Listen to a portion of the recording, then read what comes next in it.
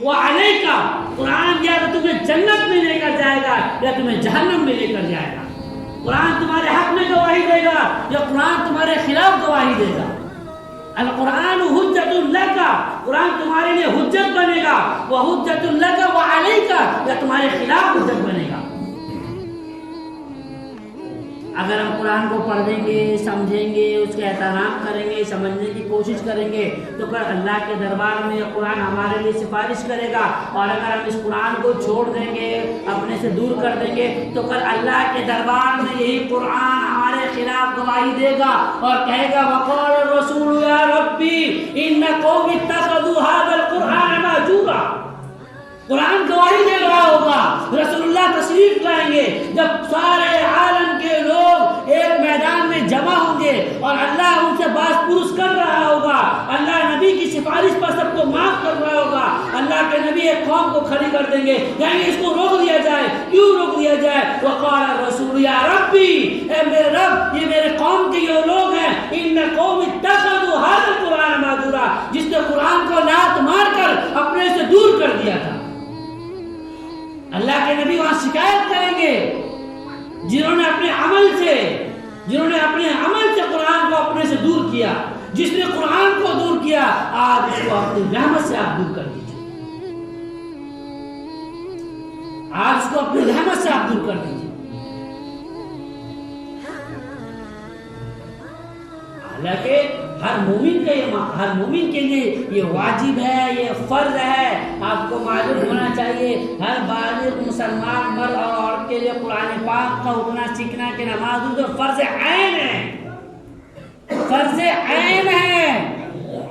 تعجب ہوتا ہے کہ ہم مسلمان ہیں، شکوہ کرتے ہیں کہ غیر ہم پر حملہ کر رہے ہیں، ہماری مسجدوں کو تالا مار رہے ہیں، ہمارے قرآن کو مٹا رہے ہیں۔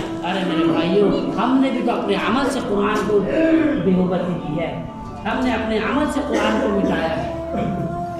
ہزاروں گھر مسلمان محلے کے ہیں، کہہ دو کسی ایک کو کہ اپنے گھروں سے اٹھائے کسی بچے کو، اگر کوئی قرآن کو مٹا دیتا ہے تو تم اپنے بچوں کے سینوں میں قرآن کو محفوظ کرو۔ لوگ کوشش میں لگے ہوئے ہیں، لوگ کوشش کر رہے ہیں، باطل کوشش کر رہا ہے اور ہم باطل کا ساتھ دے رہے ہیں اپنے عمل سے۔ آج ہمارے گھروں میں بچے قرآن نہیں پڑھتے، ہم سوچتے ہیں کہ ہم اپنے بچوں کو اپ ٹو ڈیٹ بنائیں گے۔ کیا بنائیں گے؟ اپ ٹو ڈیٹ، کہ وہ زمانے کے ساتھ قدم ملا کر چل سکے۔ میرے دوستو، جو انسان اپنے جڑ سے جڑا ہوا نہیں ہوتا ہے وہ انسان زمانے سے قدم ملانے کی صلاحیت نہیں رکھتا۔ جو درخت اپنے جڑ کو چھوڑ دے وہ چھوٹی سی ٹہنی کا بھی مقابلہ نہیں کر سکتا۔ ٹہنی کھلتی رہے گی، وہ درخت مرجھاتا رہے گا، اس نے اپنے جڑ کو چھوڑ دیا ہے۔ اگر ہم نے اپنے جڑ یعنی قرآن پاک کو چھوڑ دیا، ہم نے اپنے جڑ رسول اللہ کی تعلیمات کو چھوڑ دیا تو ہم زمانے سے نظر ملانے کی بہت دور کی بات، ہم اپنے آپ سے نظر ملانے کے لیے یہ قرآن کا مقام ہے، یہ قرآن کی عظمت ہے۔ قرآن کا پہلا حق یہ ہے کہ قرآن پر ایمان لایا جائے، ہر مومن پر لازم ہے۔ قرآن کا پہلا حق یہ ہے کہ قرآن پر ایمان لایا جائے کہ اس کا ایک ایک حرف سچا ہے، اس کا ایک ایک حرف اللہ کی جانب سے ہے، یہ لوگوں کے لیے ہدایت ہے۔ اس کا دوسرا حق یہ ہے کہ قرآن پاک کو پڑھا جائے۔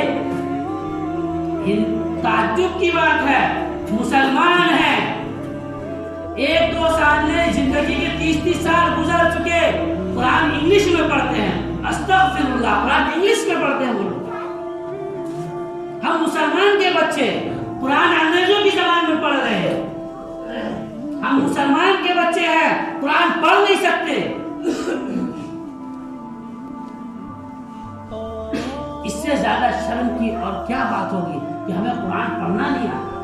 ہمارے والد کا انتقال، ہمارے ماں باپ کا انتقال، ہمارے گھر والوں کا انتقال، قرآن پڑھنے کے لیے ہم بھاڑے پہ لوگوں کو منگاتے ہیں۔ آپ آئیے 2 وقت کا کھانا کھا لیجئے، پڑھ کے قرآن میرے ابا کو چلے جائیے کیونکہ میرے باپ نے مجھے قرآن نہیں پڑھایا۔ یہ زبان حال سے کہہ رہے ہوتے ہیں۔ آپ آئیے 2 وقت کا کھانا کھا لیجئے، آپ قرآن پڑھ کے چلے جائیے کیونکہ میرے ماں باپ نے مجھے قرآن نہیں پڑھایا تو میں اپنے ماں باپ کو قرآن پڑھ کے نہیں بخش سکتا۔ اس ماں باپ کے لیے اس سے زیادہ بے حرمتی खुशी की और क्या बात होगी।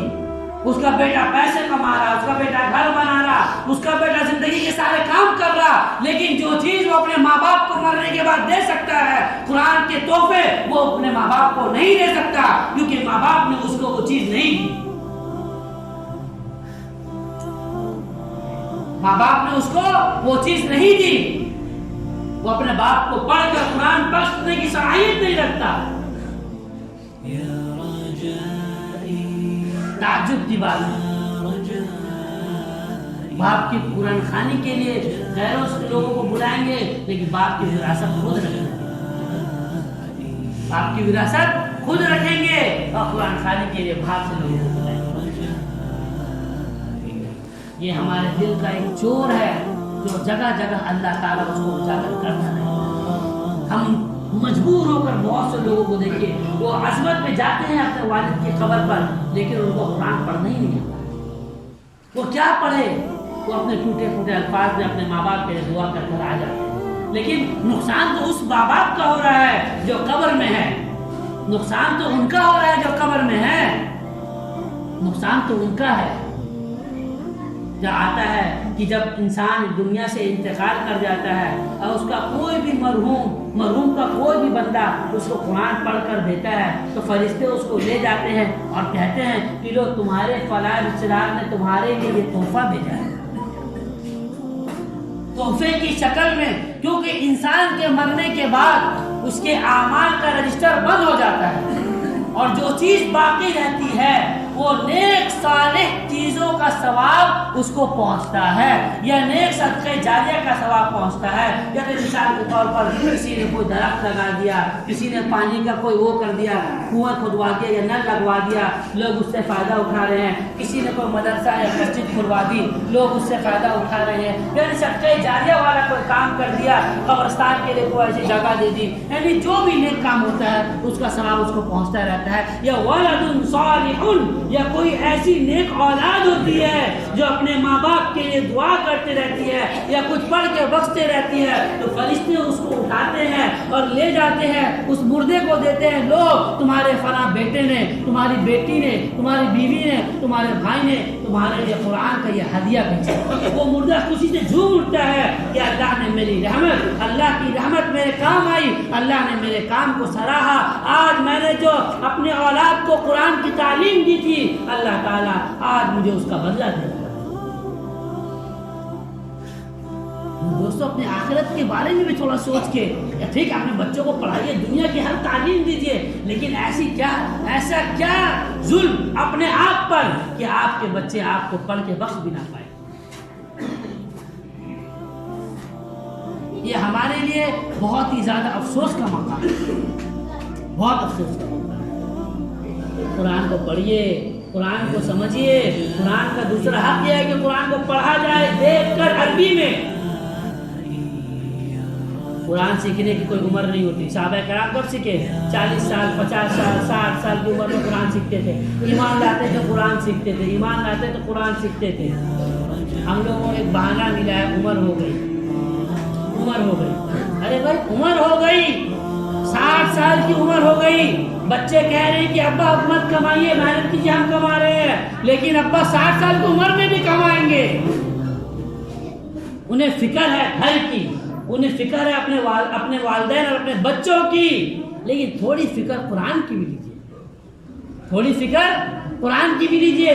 अपने बच्चों पर तंबीह कीजिए, अपने बच्चों पर तंबीह कीजिए कुरान पाक पढ़ाने पर। हमने कुरान को इतने ज्यादा अपनी निगाहों से गिरा दिया है कि हमारे बच्चे कुरान पढ़े ना पढ़े, हम अपने बच्चों को रोकते तक। स्कूल के एग्जाम है, बच्चे अगर बैग निकाल कर नहीं बैठे पढ़ने के लिए तो माँ सख्ती करती है, बाप सख्ती करता है, भाई चिल्लाता है, लेकिन ये कुरान कोई ना पढ़े, मुंह से एक जुमला तक नहीं निकलता, मुंह से एक हर्फ तक नहीं निकलता। वजह नहीं निकलने की कि माँ बाप खुद नहीं पढ़ते, माँ बाप खुद नहीं पढ़ते तो अपने बच्चों को क्या बोलेंगे। होना तो ये चाहिए था कि हर मोमिन कुरान समझने की सलाहियत रखता हो, हर मोमिन कुरान समझने की सलाहियत रखता हो। अगर समझने की नहीं तो कम से कम पढ़ने की सलाहियत रखे, کم سے کم قرآن پڑھنے کی صلاحیت رکھے. ارے یہ ظلم ہم قرآن کے ساتھ ہی کیوں کر رہے ہیں؟ آج کون انسان کہتا ہے کہ وہ نہیں مرے گا؟ مرنا تو ہر ایک کو ہے. ہم آج حقیقت کو جانیں یا مرنے کے بعد جانیں. حقیقت تو جاننی ہے کہ قرآن سے دوری اور قرآن کو چھوڑنے کا نتیجہ کیا ہے. قرآن کو چھوڑنے کا نتیجہ جب کہ فرمایا جو انسان اپنے بچوں کو حافظ قرآن بناتا ہے اللہ تعالیٰ قیامت کے دن اس سے کہیں گے اقرأ وارتقِ ورتل كما كنت ترتل في الدنيا فإن منزلك عند آخر آية تقرأها. جو بچہ حافظ قرآن ہوتا ہے اللہ اس کے بچے سے کہے گا قرآن پڑھتا جا اور جنت کے درجوں پر چڑھتا جا. قرآن پڑھتا جا اور جنت کے درجوں پر چڑھتا جا. تیرا آخری مقام وہی ہوگا جہاں قرآن کی تیری آخری آیت ہوگی. اور اس کے ماں باپ کو بلائے گا. اللہ آج جب کسی شخص کو بلایا جائے یا کوئی بڑا یعنی کسی شخص کو ملک کی طرف سے کوئی ایوارڈ دیا جائے تو پوری دنیا کے لوگ اس کی تعریف کرتے ہیں کہ ہاں بھائی اس کو ایوارڈ دیا جائے. وہ بھی اس ایوارڈ کی کوئی بہت زیادہ حیثیت نہیں ہوتی. اللہ فرماتے ہیں جو انسان اپنے بندوں کو ثواب کی نیت کے ساتھ اپنے بچے کو حافظ قرآن بناتا ہے اللہ تعالیٰ روز محشر میں اس کو ایسا تاج پہنائے گا ایسا تاج پہنائے گا جس کی روشنی سورج سے بھی زیادہ چمکدار اور اس کے اندر ٹھنڈک ہوگی. اللہ کے نبی کہہ رہے ہیں ہونا تو یہ چاہیے کہ ہر گھر میں کم سے کم ایک بچہ تو حافظ قرآن ہو. نہیں تو کم سے کم ہر گھر کے ہر فرد قرآن پڑھنے کی صلاحیت رکھتے ہیں. مسجد میں مکتب ہے آپ مکتب کو آئیے آپ بچے حافظ صاحب کو رکھیے. میرے دوستوں قرآن کو پڑھیے. یقین جانیے اگر آپ نے قرآن کو پڑھنا شروع کر دیا آپ اپنی زندگی میں تبدیلی کو دیکھنا شروع کر دیں گے. آپ قرآن پڑھنا شروع تو کیجیے. نہیں آتا فرمایا اللہ کے نبی نے جو بندہ قرآن پڑھتا ہے ایک حرف الف لام میم یہ 3 حرف نہیں الف ایک ہے لام ایک ہے میم ایک ہے ایک حرف پر 10 نیکی ملتی ہے. اور جو بندہ اٹک کر پڑھتا ہے اس کو 2 نیکی ملتی ہے. ایک اٹک کر پڑھنے کی نیکی ایک قرآن پڑھنے کی نیکی اور قرآن پڑھنے میں جو تکلیف برداشت کرتا ہے اس کی بھی ثواب ڈبل ثواب ملتا ہے. آپ کا کام کوشش کرنا اللہ کا کام سکھانا. آپ اپنے جانب سے امام صاحب سے مل کر حافظ صاحب سے مل کر قاری صاحب سے مل کر کوشش کیجیے اپنے بچوں کو بہترین قرآن پڑھائیے اردو پڑھائیے اور دنیا کی جو تعلیم آپ کو دینا ہے وہ جو آپ کے اختیار میں وہ دیجیے. لیکن سب سے پہلی فرصت میں اپنے بچوں کو قرآن پڑھائیے اور ان کو اردو پڑھائیے تاکہ وہ آگے چل کر اگر کبھی ان کا شوق جاگے بھی پڑھنے کا تو وہ اپنے ماں باپ کو کوسے نہ کہ کاش میرے ماں باپ نے مجھے پڑھا دیا ہوتا تو میں آج اپنے سے پڑھ لیا ہوتا. اللہ تعالیٰ ہم سب کے دلوں میں قرآن پاک کی عظمت کو پیدا فرمائے. اللہ تعالیٰ ہم سب کو کہنے سننے عمل کو توفیق عطا فرمائے.